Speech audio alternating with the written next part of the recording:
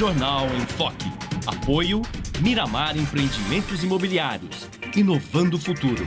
Unisanta, Universidade do Grupo de Excelência do MEC. Boc News, o jornal gostoso de ler e bom de negócios.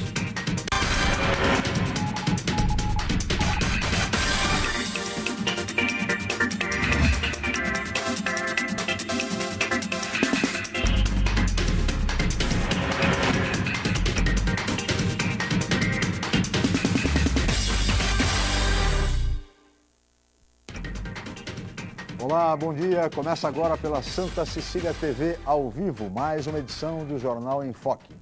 E nesta terça-feira, dia 9 de julho, nós estamos recebendo, com muito prazer, o secretário de Cultura do município de São Vicente, Amaury Alves, e o ex-secretário de Cultura do município de Santos, o jornalista Carlos Pinto.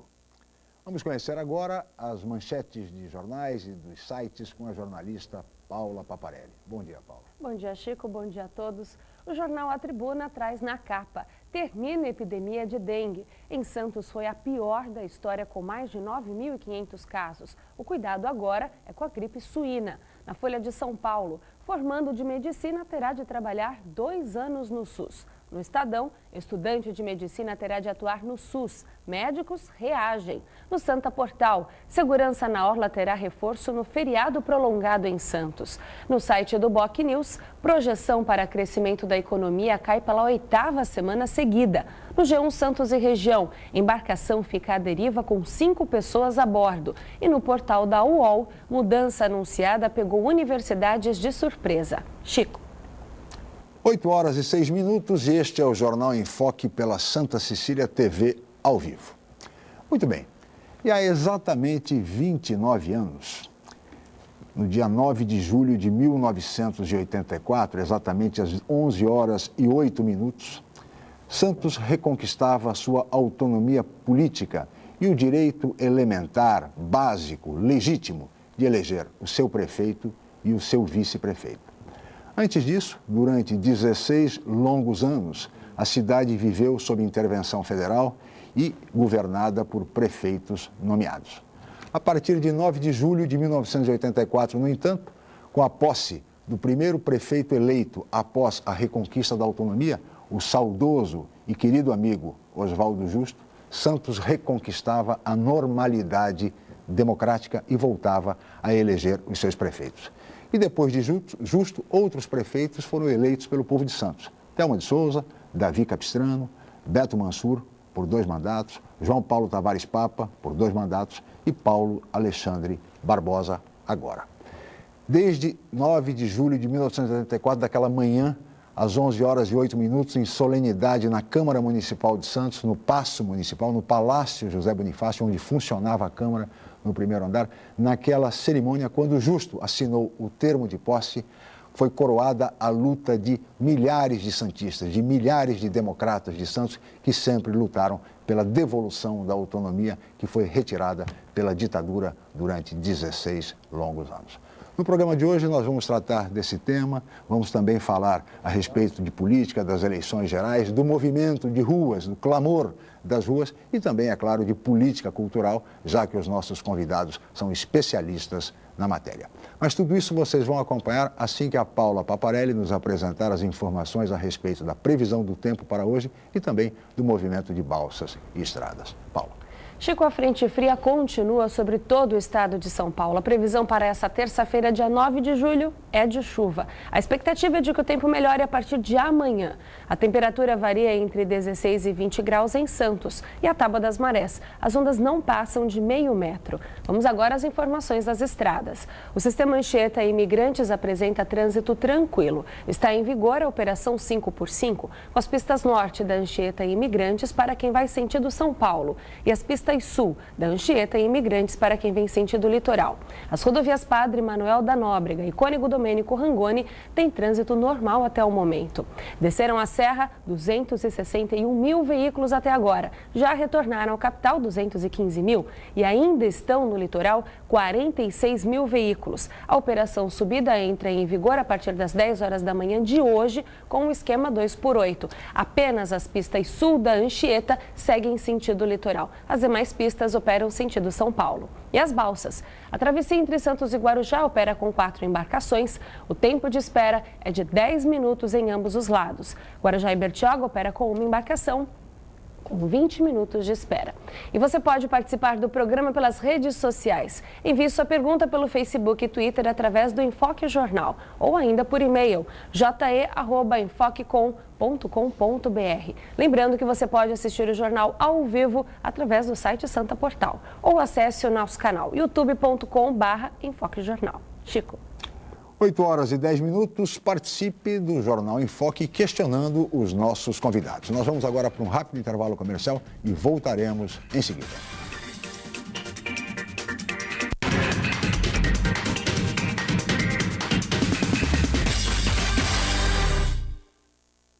Viver em Santos é uma ótima oportunidade. Investir é melhor ainda. Por isso, aproveite os empreendimentos prontos Grupo Mendes. Stella Magna, na Ponta da Praia. 3 suítes ou 3 dormitórios com uma suíte. Com lazer completo.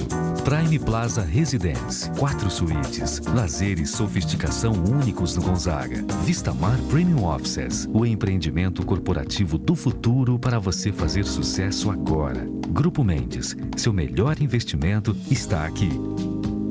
A Universidade Santa Cecília oferece cursos de mestrado inéditos na região e recomendados pela CAPES, com professores altamente capacitados.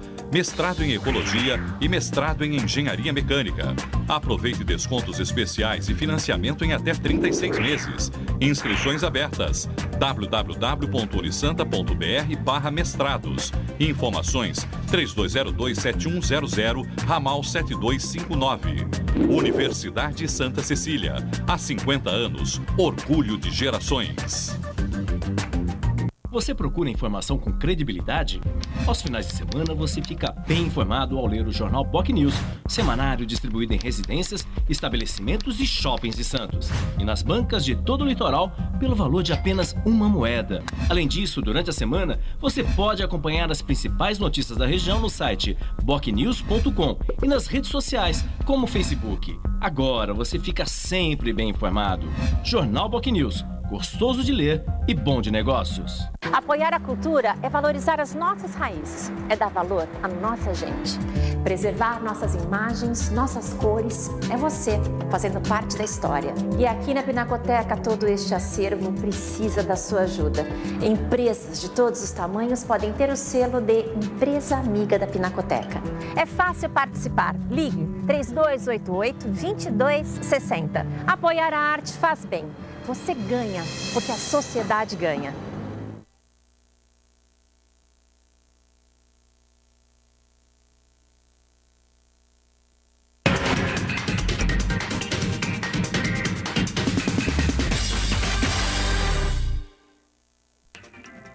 Muito bem, estamos de volta com o Jornal em Foque. São 8 horas e 12 minutos desta terça-feira, 9 de julho, quando se comemora também a Revolução Constitucionalista de 1932, além da reconquista da autonomia política de Santos há 29 anos, quando Oswaldo Justo, às 11 horas e 8 minutos, assinou o termo de posse e restabeleceu, assim, de direito a autonomia política de Santos, que foi concedida por meio de um decreto do então vice-presidente da República, que estava no exercício da presidência, o civil Aureliano Chaves, que estabeleceu neste decreto que a autonomia seria restabelecida de direito à volta da normalidade democrática assim que o prefeito eleito tomasse posse. E, exatamente naquele horário, Carlos Pinto, você estava presente na Câmara de Santos no momento em que Oswaldo Justo, às 11 horas e 8 minutos, assinou o termo de posse, restabelecendo a autonomia. Como foi participar daquela solenidade, a emoção daquele momento, Carlos? Você que foi um lutador pela autonomia, pela democracia durante tanto tempo em Santos. Olha, foi um momento assim de grande emoção, né? E é interessante que eu participei da campanha do Justo desde a primeira reunião que foi feita na Cadeia Velha, né? Eu era delegado de cultura naquela época. E a primeira reunião da campanha do Justo tinha exatamente 5 pessoas, né? Ele, sim, o Geraldo Silvino de Oliveira, Álvaro Bandarra, o Taná e eu. Você e o Taná. Né?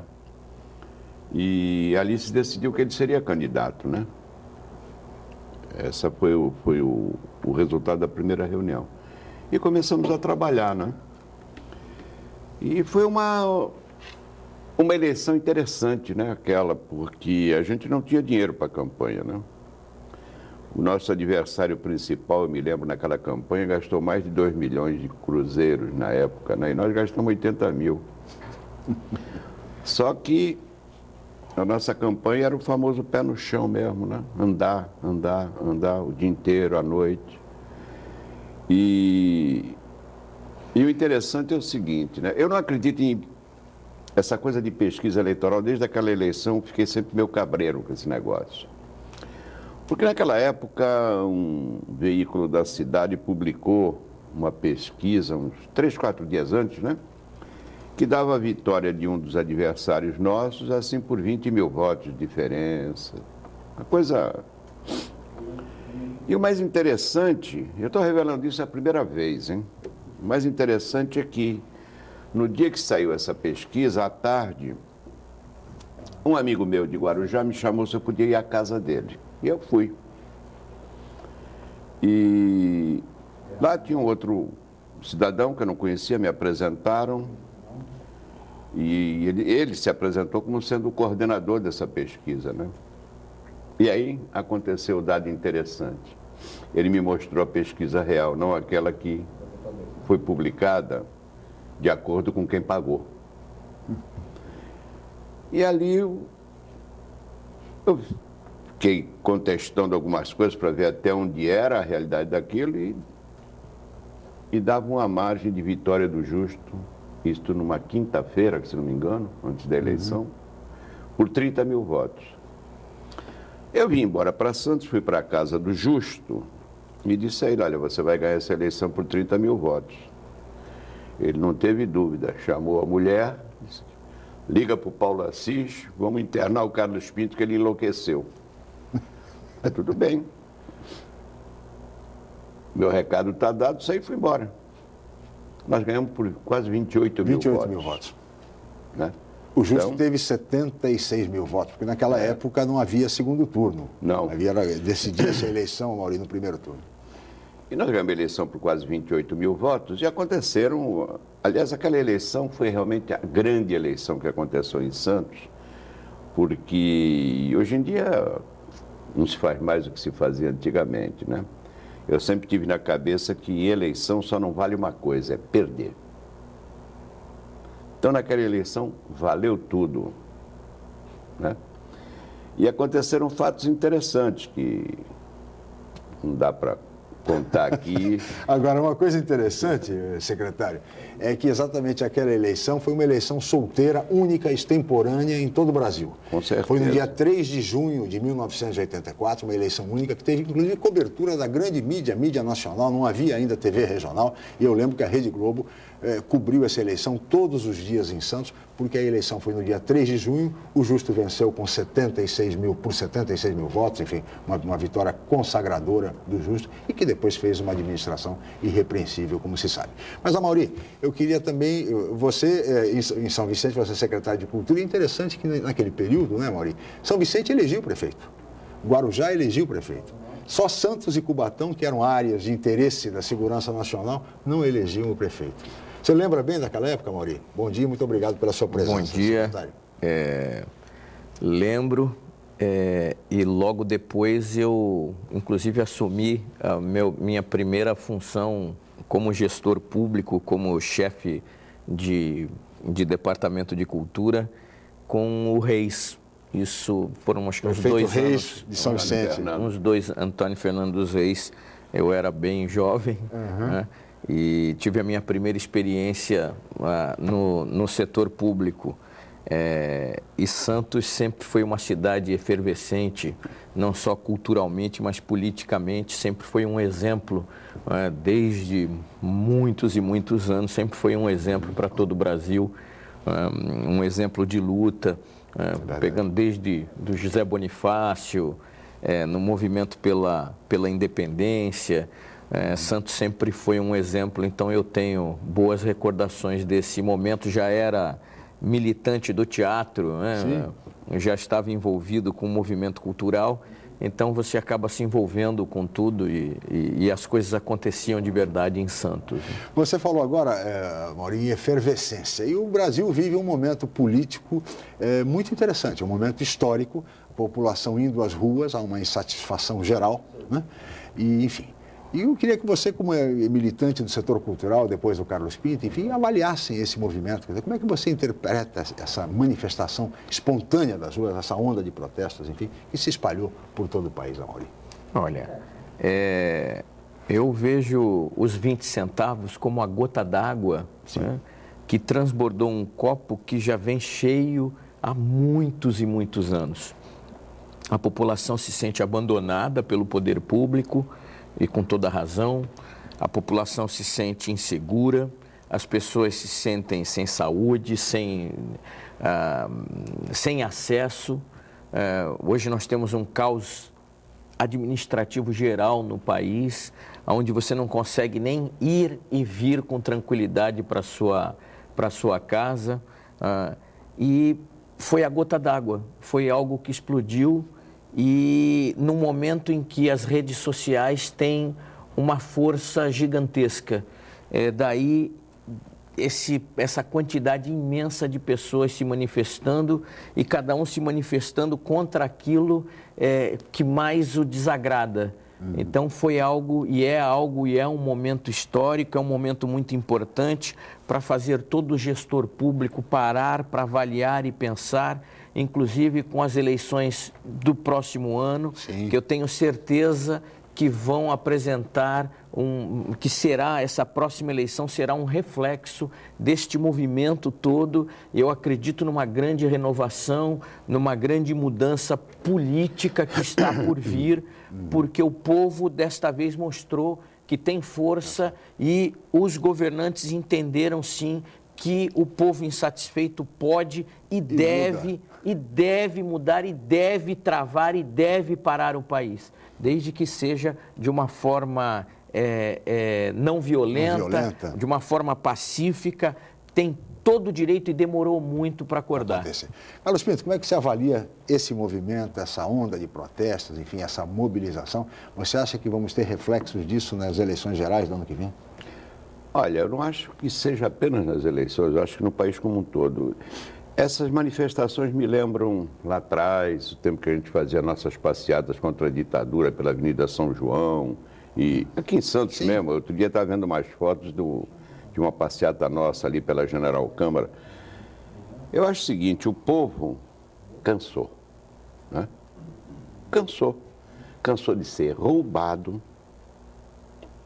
cansou dessa derrama de impostos, o governo só não está nos cobrando, por enquanto, o ar que a gente respira. Mas logo, logo alguém vai inventar um aparelhinho para a gente botar no nariz e ter que pagar pelo ar que respira. E é uma vergonha. Então falta tudo nesse país. Nós temos uma saúde de péssima qualidade, um ensino que não tem nem nome para dar para essa porcaria, né? Transporte é um lixo, tudo é um lixo. Mas o Brasil constrói estradas no Peru, na Bolívia, faz portos e aeroportos em Cuba, perdoa milhões de dólares de dívidas de países africanos. E você acha que o povo não vai aos poucos se completando disso, se enchendo? Desagou. Como disse o Amaury, os 20 centavos apenas um mote, é a musa inspiradora, né? Porque aí veio tudo, e virão mais coisas. E o pior é o seguinte, outro dia, vocês falam da questão da violência, eu não sou muito chegado a essa coisa de quebra-quebra, né? Mas eu vi uma charge na rede outro dia interessante. Você fala mal do vandalismo nas ruas? E os 513 que estão no Congresso praticando vandalismo todo dia e ninguém fala nada? Esse é o reflexo. Né? E eles não se emendam, porque continuam andando de helicóptero para lá e para cá, continuam andando de avião da FAB. O avião da FAB agora virou parquinho de recreação, né? Para cá, até o seu Joaquim Barbosa, quem diria, pegando um aviãozinho para ir ver o jogo do Brasil, ele ganha pouco. É um dos maiores salários da República, precisa disso. Seu Renan precisa... O grande problema é o seguinte, eu acho que nós temos que ter uma reforma política que mexa com as estruturas do quadro político nacional. Eu vou colocar algumas coisas na minha ideia, no meu pensamento. Primeiro, tem que proibir a reeleição. Você aumenta o mandato de 4 para 5 anos, está muito bom, e acaba a reeleição para executivo. Legislativo, vereadores, deputados, senadores têm que ter direito a uma reeleição só. Aí você vai ter uma contínua renovação do quadro. Não se perpetuam mais os Sarney's da vida, os Renan, os Jader. Quase que eu falo uma bobagem, mas não era tanta bobagem assim. Os caras estão há 50 anos mandando no país. Mandando no país. A gente sabe de coisas do arco da velha que esses caras fazem. Tem gente metido aí, até, desculpe, mas em contrabando de diamantes. Já tivemos no passado um aí que era metido com essas coisas de joias, né? Agora de novo. Olha, o povo vai tomando conhecimento disso, e hoje as redes sociais já fizeram a Primavera Árabe, né? Sim. E estão fazendo outras coisas. Hoje o povo começa a ter acesso a informações que a nossa imprensa, por omissão ou outras coisas, eu sempre dizia quando dava aula na Faculdade de Jornalismo, que a liberdade de imprensa está devidamente, como é que se diz, equacionado de acordo com os interesses econômicos do dono do veículo, para ser mais claro. Sim. Né? Mas as redes E o meu medo hoje... modificação hoje, eu acho que do ponto de vista de comunicação, sem dúvida. E o meu medo hoje, essa história que criaram aí, que os Estados Unidos está... como é que é? Espionando o Brasil. Espionando o Brasil. Espionar o quê? Essas foi a roubalheira que tem nesse país, né? Não é mesmo? E a espionagem começou em 2002. Isso para mim é um mote para meter uma censura em cima da rede, vocês podem esperar. Agora, começando. Tem que acabar a imunidade parlamentar, isso tem que acabar. Outra coisa, gente, a China é um país que tem 1 bilhão e 500 milhões de habitantes, aproximadamente. Você sabe quantos membros tem o Congresso da China, não? Com esse mundaréu de gente? 157. Aqui, 200 milhões se muito, 513, mais 81 Senado, hoje são 594. E nós passamos da conta. Mas, Carlos, Mauri, eu não sei se o plebiscito vai dar certo, viu? Porque essa história do plebiscito, parece que o plebiscito agora é uma panaceia, que vai resolver todos os males. Você acredita nisso? Não acredito, não. E o plebiscito, ao meu ver, foi uma forma de desviar a atenção do que realmente interessa. Uma manobra diversionista?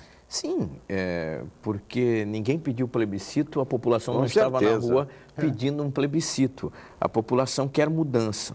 Eu aproveito também, que é muito importante, eu tenho visto na rua as pessoas pedindo mudança, e me vem sempre à mente uma frase do Gandhi, que diz que cada um de nós deve ser a mudança que quer ver no mundo. E no Brasil, as pessoas normalmente querem mudança, mas a mudança dos outros.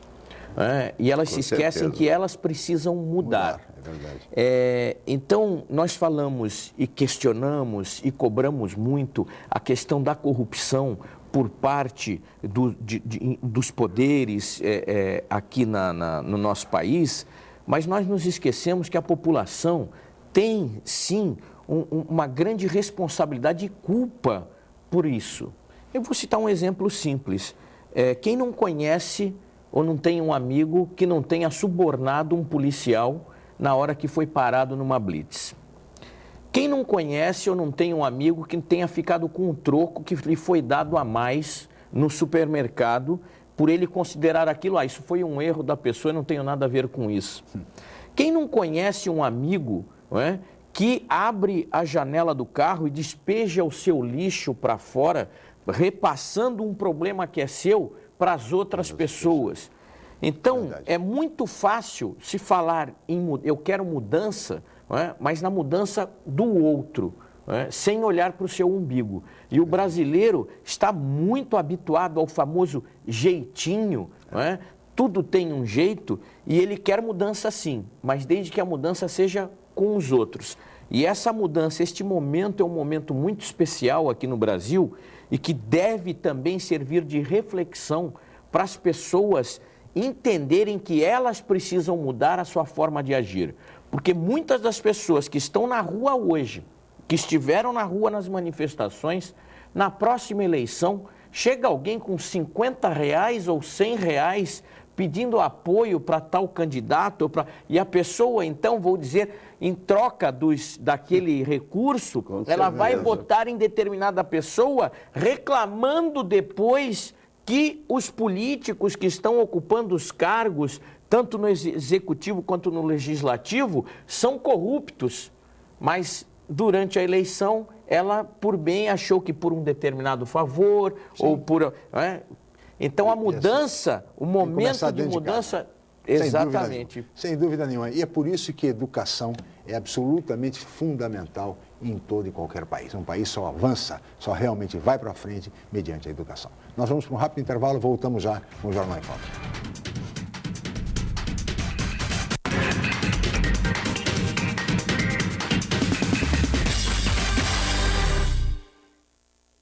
Santos é uma cidade linda para morar e ótima para investir. Por isso, aproveite os lançamentos do Grupo Mendes. Ville de France, na Aparecida. Vista livre para o mar e para a sua felicidade. 2 e 4 suítes. Lazer completo. Terrazas Residence, na Ponta da Praia. O projeto perfeito no bairro ideal. 2 e 3 suítes e um lazer surpreendente. Lançamentos Grupo Mendes. Sua melhor escolha para morar e investir. Academia Unisanta. Bem-estar, saúde e qualidade de vida. Mais de 80 aparelhos de última geração. Profissionais qualificados para orientar as atividades de modo personalizado. Ambiente agradável com muito conforto para todas as idades. Musculação é na Unisanta. Academia Unisanta. Dê uma força para a sua saúde. Informações 3202-7126. O Jornal Boc News está mais perto de você. O semanário que tem na credibilidade a sua marca registrada está disponível em todas as bancas da Baixada Santista. É isso mesmo. Nas 9 cidades da região, você encontra opinião com credibilidade e informação de qualidade sempre aos finais de semana. E o melhor, pelo valor de apenas uma moeda. Peça o Boc News ao seu jornaleiro. Jornal Boc News. Gostoso de ler e bom de negócios. Uma delícia conhecida no mundo inteiro. Salgada, doce, normal ou light, tradicional ou exótica. Não importa o formato ou o sabor. No dia 10 de julho, o importante é saborear. 10 de julho, dia da pizza. Apoio Vila de Pompeia, a Casa dos Pizzaiolos. Fone 3323-3373.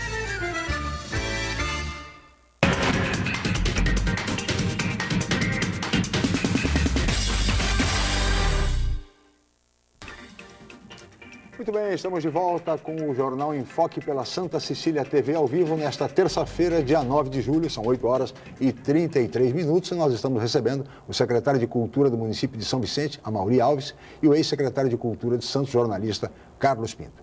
E agora temos uma pergunta de internauta, não é isso, Paulo? Isso mesmo, Chico. O Marcelo de São Vicente enviou uma pergunta para o e-mail, para o je@enfoquecom.com.br.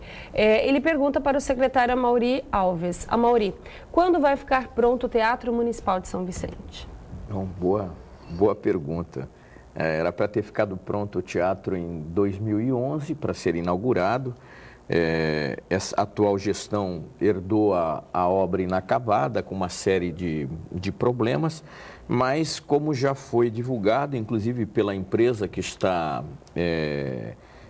finalizando, né, a falta obra. muito ou está no fim realmente? Não está no estágio fim. Na verdade, o teatro ele tinha apenas as paredes, né? Quem olhava por fora durante o período de campanha, a administração passada começou a pintar as paredes externas, acredito que para que a população imaginasse que ele estava quase concluído. Então as pessoas veem ele pintado, mas falta pouco. Não, falta muito. Na verdade só haviam as paredes, uma grande caixa cheia de problemas inclusive estruturais e técnicos, com recurso que havia sido repassado já para a empresa responsável pela construção e as etapas que não haviam sido entregues conforme a determinação ali da planilha.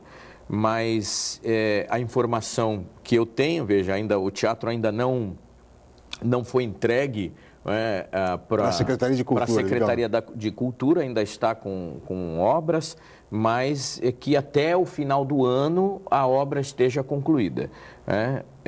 Isso foi uma declaração da empresa, da construtora. Então, em 2014, eu acredito o teatro que, deve ser inaugurado. se for cumprido, em janeiro do ano que vem... Bom, com certeza, na gestão do prefeito Billy, o teatro estará... Eu acredito que tenho certeza absoluta que no próximo ano, inclusive, senão nós perdemos os recursos que ainda estavam disponibilizados, estão disponíveis para finalização do teatro. Mas eu acredito que no próximo ano ele seja inaugurado. Mas é um teatro, inclusive, que tem alguns erros de projeto. Carlos, você é de teatro, eu vou convidar você para ver o espaço. Na verdade, nós temos só uma caixa, né? Os camarins são minúsculos, nós não temos salas de apoio. Você tem um caixotão, né? Onde você não tem uma sala para administração. Não seria o caso de um novo projeto? Um novo projeto não, porque o teatro já está lá, e tem que fazer o quê? Vamos aproveitar isso. Nós vamos ter que pensar num anexo, e existe um terreno ainda que pertence à prefeitura. Nós temos que pensar num anexo, porque senão nada acontece. Não tem uma sala de ensaio, Carlos. Eu não consigo. Se eu tiver 2 espetáculos, na verdade, eu não posso realizar, porque eu não tenho onde guardar o cenário de um. Se eu tiver um espetáculo infantil à tarde, eu não consigo fazer um espetáculo à noite, porque eu não consigo deslocar o material, senão vai ficar no tempo. Então, existem alguns erros técnicos de projeto que nós vamos solucionar também durante a gestão. Carlos, você, em contrapartida, na sua gestão em Santos, você restaurou o Teatro Guarani, que era uma obra que há anos... Um imóvel que estava só as paredes, de fato, né, no Teatro Guarani, iniciou a restauração, a reforma do Teatro Municipal Brás Cubas, concluiu a restauração do Teatro Coliseu, que foi reinaugurado em 2006, em janeiro de 2006, e funcionou perfeitamente durante 7 anos, até 2012, abrigando centenas de espetáculos, com milhares de telespectadores. Eu sempre digo que um teatro que recebeu, exatamente nesse período, um dos maiores pianistas do mundo, o brasileiro Nelson Freire, reconhecido em todas as casas, nos principais teatros do mundo inteiro, e que esteve em Santos, inaugurando inclusive o Piano de Cauda, uma luta da Secretaria de Cultura, do Movimento Cultural de Santos, a dona Aura Boto de Barros, num espetáculo maravilhoso no Coliseu, em Santos. Carlos, no entanto, o Coliseu sofreu uma interdição por conta de reformas no telhado do palco e ar-condicionado, etc. E tal. Queria que você fizesse uma avaliação disso. Quer dizer, durante a necessidade disso, dessa interdição? Eu acredito que não. Aliás, eu não vi até hoje o laudo do IPT. Você viu? Você é jornalista, não, você viu? Não. Alguém viu nessa cidade? Então, eu vou te falar. Precisamente em 17 de fevereiro de 2011, eu abri um processo, que é esse 18.302, onde há um relatório de uma empresa que eu contratei na época para me fazer uma avaliação do Coliseu. O que eles estão dizendo hoje é o que está nesse relatório. Apesar que muita coisa desse relatório já foi feita pelo Carlos Alberto Russo, na medida em que era secretário de Serviços Públicos na gestão de João Paulo.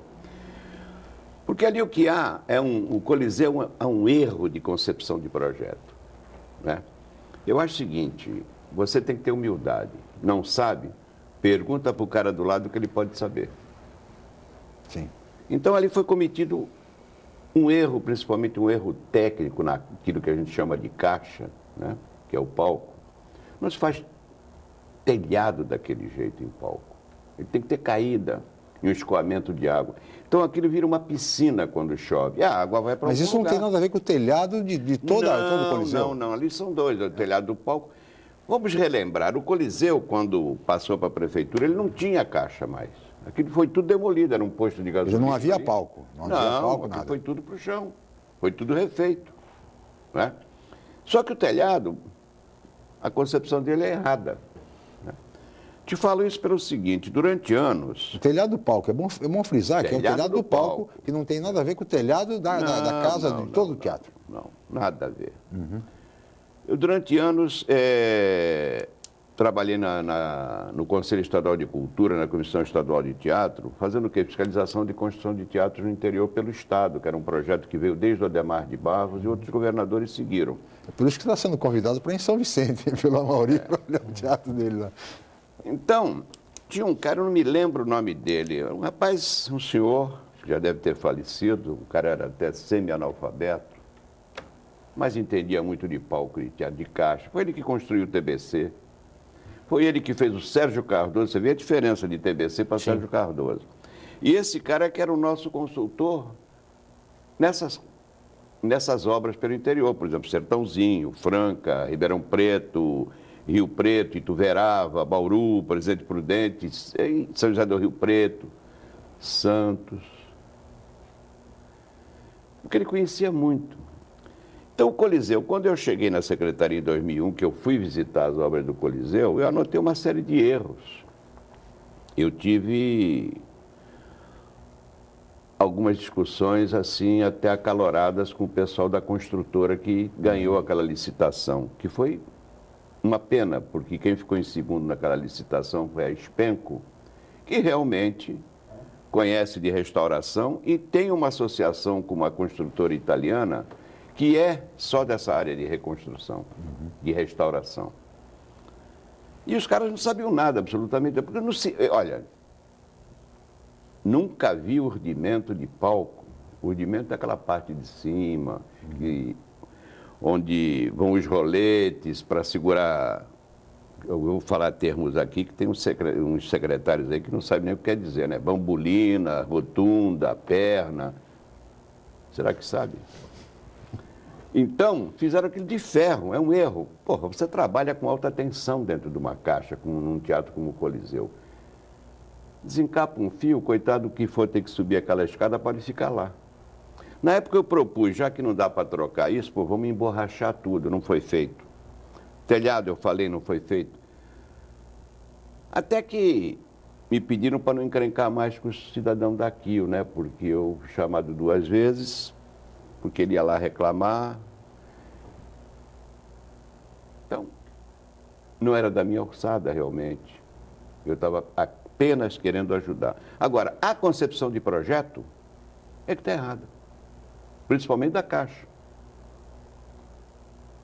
Porque telhado tem que ter caimento, tem que ter muito escoamento. Então a água vai para algum lugar. Vai para onde? Para o palco. Sim. E outra coisa.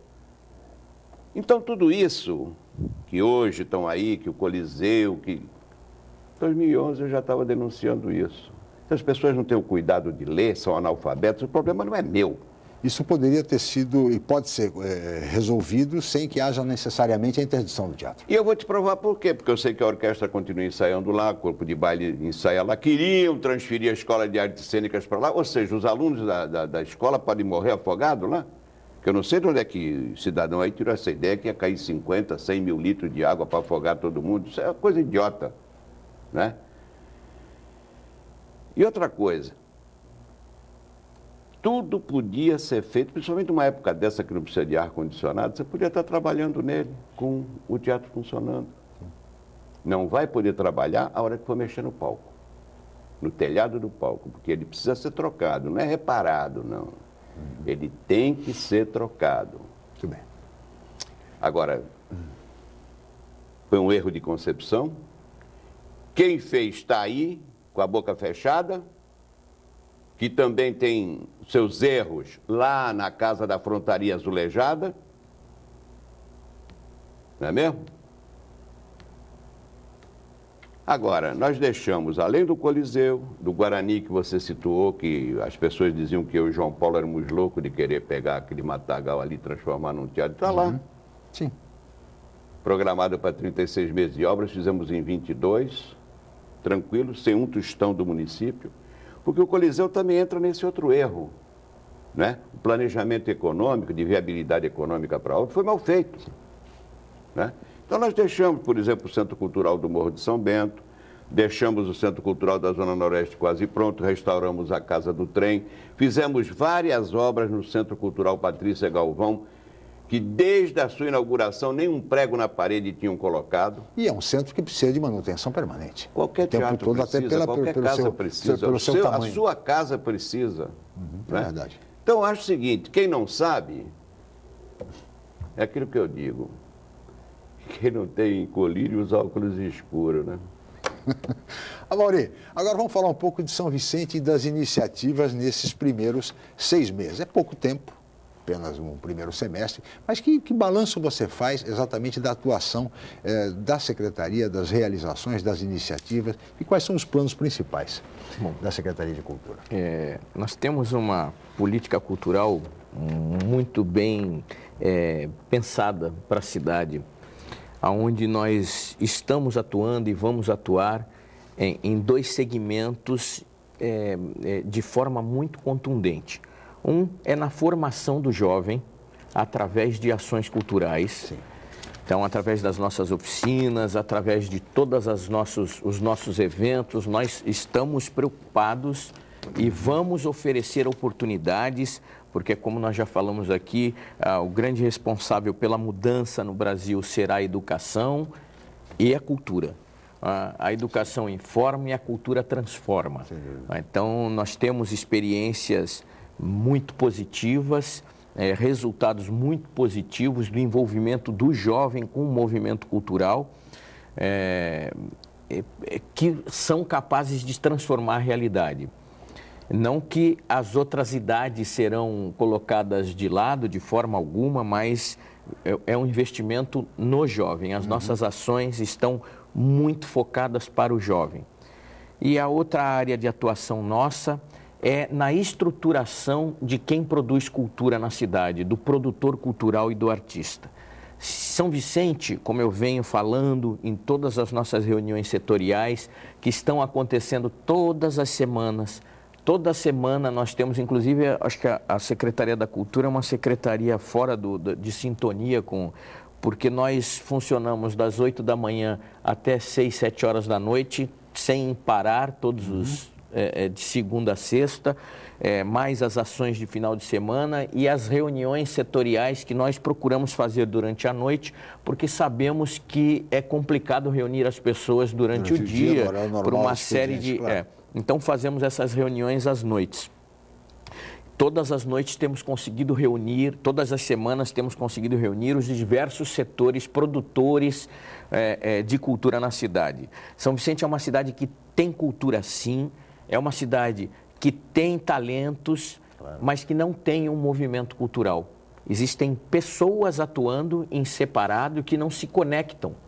E sem um movimento cultural forte, sem conexões e sem a profissionalização de quem produz cultura, e eu digo profissionalização não relacionado à qualidade do que se produz, e sim a forma como se produz, a forma, porque cultura, tem gente que vai me bater, mas cultura também é um produto. As pessoas vivem de cultura como o médico vive da saúde. O médico salva vidas, então ele ganha muito bem, tá?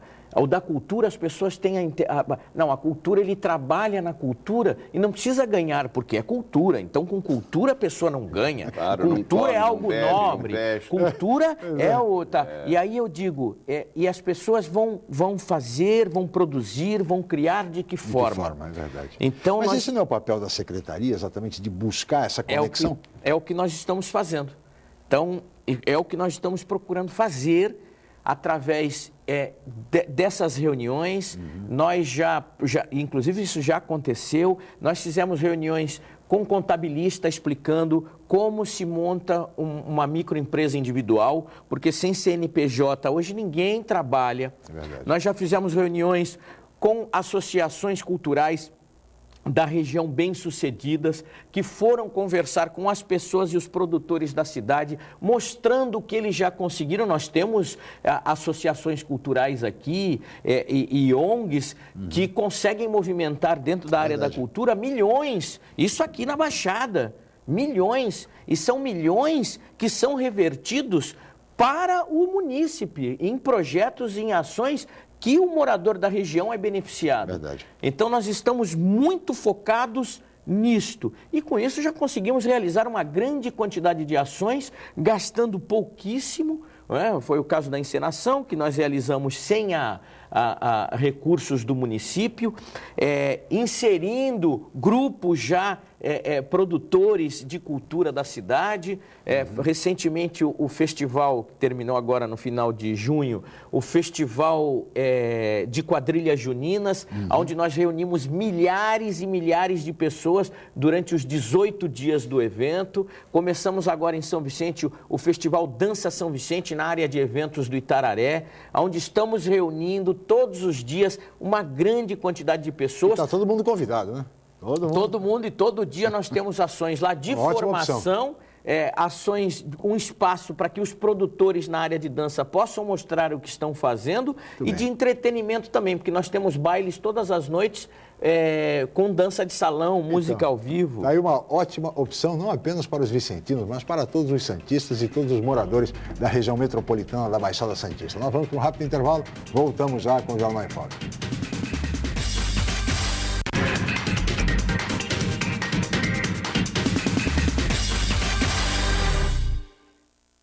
Viver em Santos é uma ótima oportunidade. Investir é melhor ainda. Por isso, aproveite os empreendimentos prontos Grupo Mendes. Stella Magna, na Ponta da Praia. 3 suítes ou 3 dormitórios com uma suíte. Com lazer completo.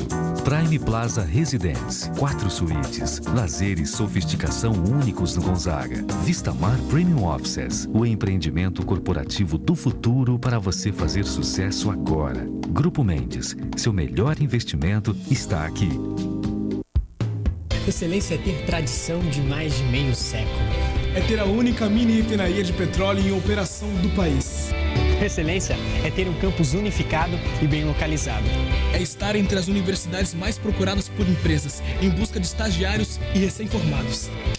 Unisanta, Universidade do Grupo de Excelência, entre as 9% melhores do Brasil. Vestibular Universidade Santa Cecília. Inscreva-se já!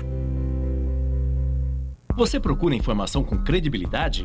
Aos finais de semana, você fica bem informado ao ler o jornal BOC News, semanário distribuído em residências, estabelecimentos e shoppings de Santos. E nas bancas de todo o litoral, pelo valor de apenas uma moeda. Além disso, durante a semana, você pode acompanhar as principais notícias da região no site bocnews.com e nas redes sociais, como o Facebook. Agora você fica sempre bem informado.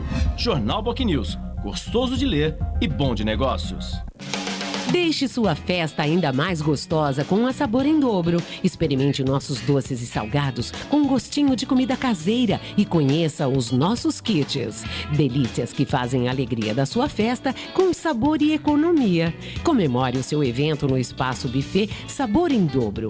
Um amplo salão aconchegante com serviço de garçom e brinquedos para as crianças. Sabor em Dobro, agora com Disque Pizza a partir das 18 horas. Avenida Almirante Tamandaré, 253 Macuco. Fone 32719912.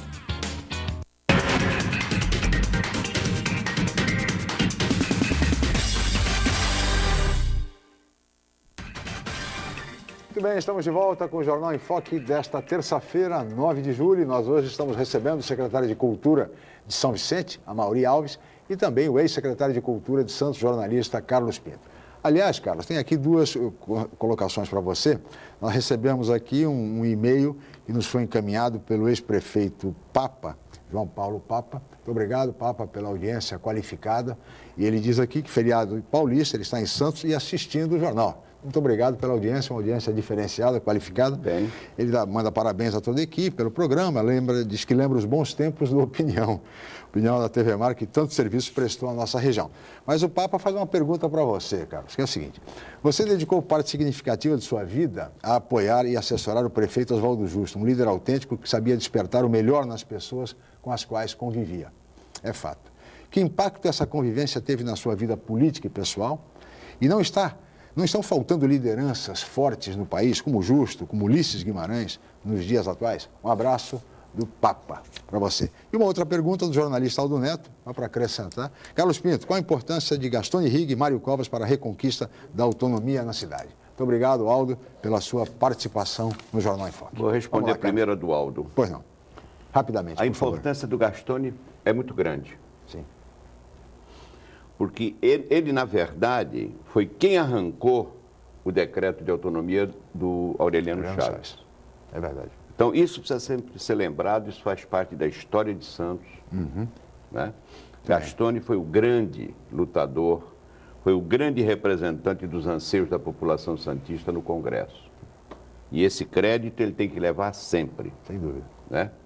Ele preparou tudo para que Aureliano assinasse a volta da autonomia em Santos. Com relação ao Justo, veja bem, eu tive uma convivência com ele de mais de 30 anos, com a família, né? Com Emílio, com ele, com Rivaldo. E eu aprendi muita coisa com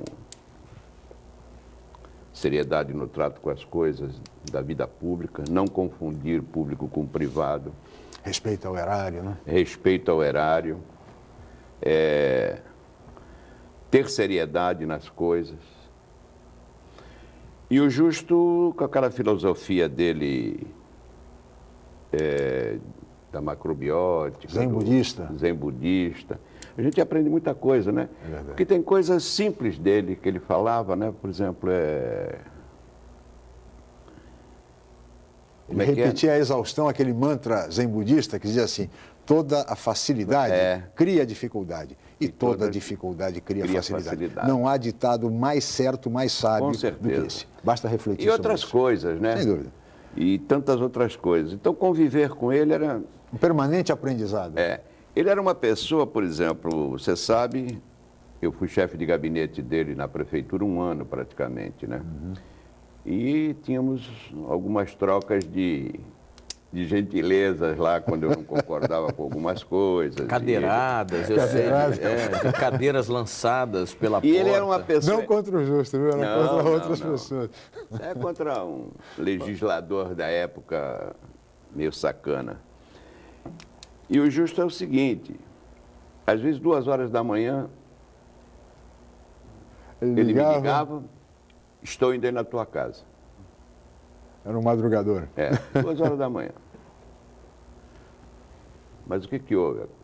Não, aquilo que você me falou hoje, que a gente discutiu, vamos resolver isso agora. Ele tinha essa coisa. Ele remoía o que você dizia para ele. Ele podia não concordar no ato, mas ele refletia. E se você tivesse razão... Se ele achasse razão no que você estava colocando, ele ia te procurar para você expor com mais detalhes.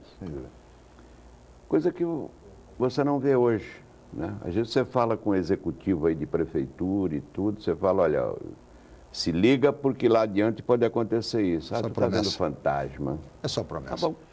E, sem dúvida nenhuma, como disse o Papa, estão faltando lideranças... Mas com certeza. Da estirpe, do nível, do gabarito de um Oswaldo Justo, de um Ulisses Guimarães, de um Franco Montoro e de tantos outros políticos memoráveis deste país.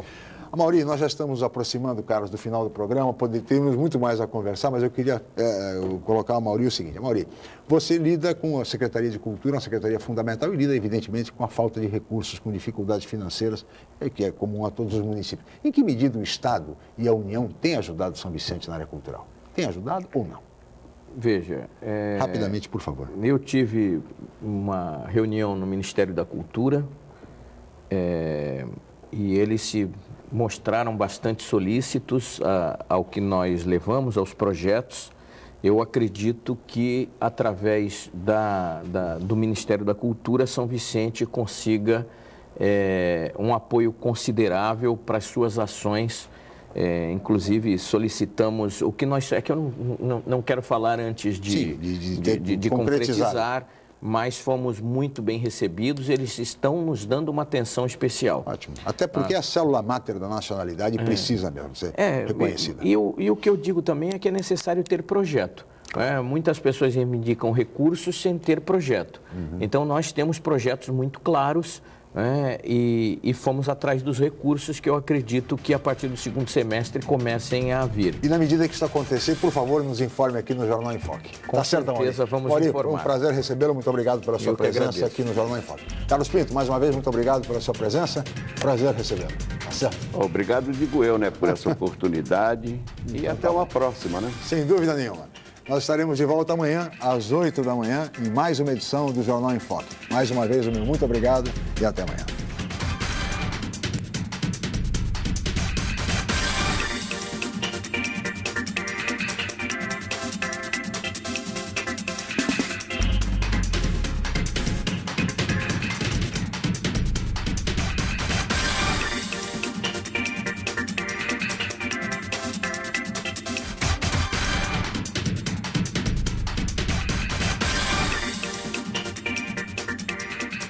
Jornal em Foque. Apoio Miramar Empreendimentos Imobiliários. Inovando o futuro. Unisanta, Universidade do Grupo de Excelência do MEC. BocNews, o jornal gostoso de ler e bom de negócios.